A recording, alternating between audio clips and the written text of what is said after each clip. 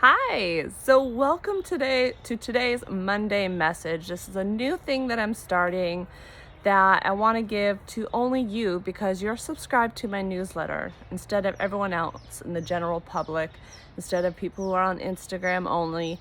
I want to reward you with an extra little message every Monday to go a little more in depth about the week's topic. I hope you can hear me. I'm out in my backyard. This isn't scripted. What I'm going to say isn't planned, but I do want to just get on here every Monday and just kind of have a little chat with you and talk about the week's topic. So if you do find this helpful, let me know. Reply to this email so I know, so I can get a feedback. If you don't find it helpful, or if it's too long, or if you have any good feedback, let me know so I know if I should continue to do this.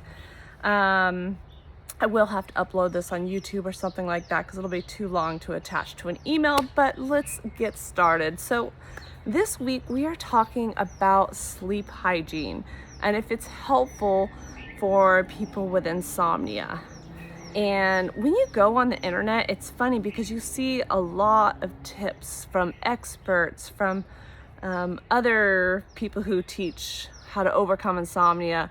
They teach to do sleep hygiene, and I'm sure, just like me, you have tried all the sleep hygiene tips that you can get out there and nothing has worked. And just know that it's completely normal because it's not going to help you if you have insomnia.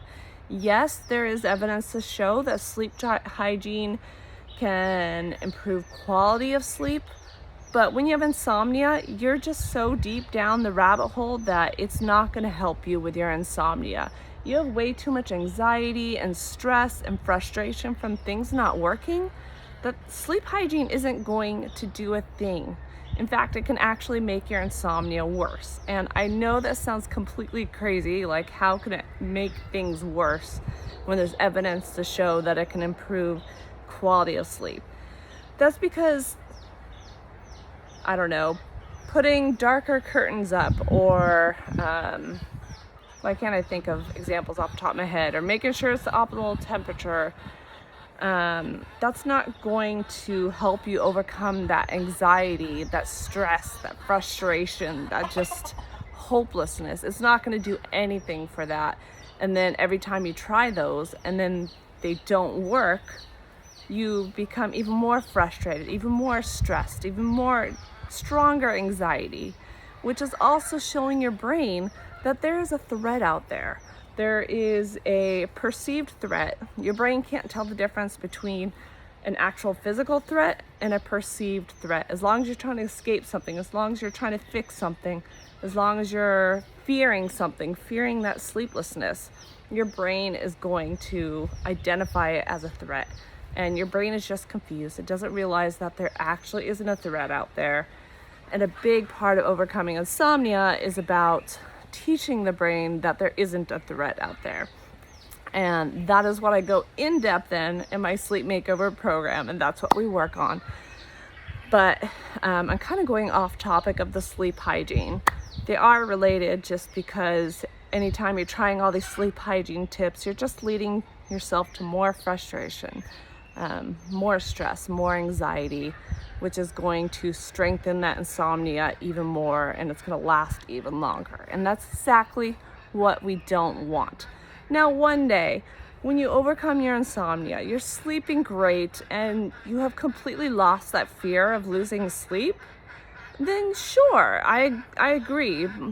Try adding all these sleep hygiene tips in just to improve the quality. It's not going to make you sleep. It's not going to make your sleep. You can't control sleep, but you can make yourself more comfortable. That's what I feel like sleep hygiene does. It helps you feel more comfortable, like having the right temperature, making sure there's a talkative hen over there.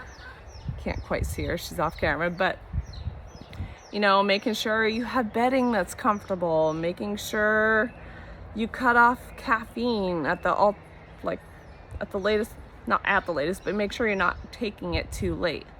That's one that I tend to do on accident sometimes. But just common sense things, making sure you're comfortable. If there's light coming in through the window that's keeping you up at night and it's bothering you, maybe getting blackout curtains, but don't expect them to make you sleep any better when you have insomnia. Just think of it as a comfort thing. So that is it. It's a little more in depth than we go into on my blog or on social media. So I hope you found this helpful and let me know what you think of it. Have a great day.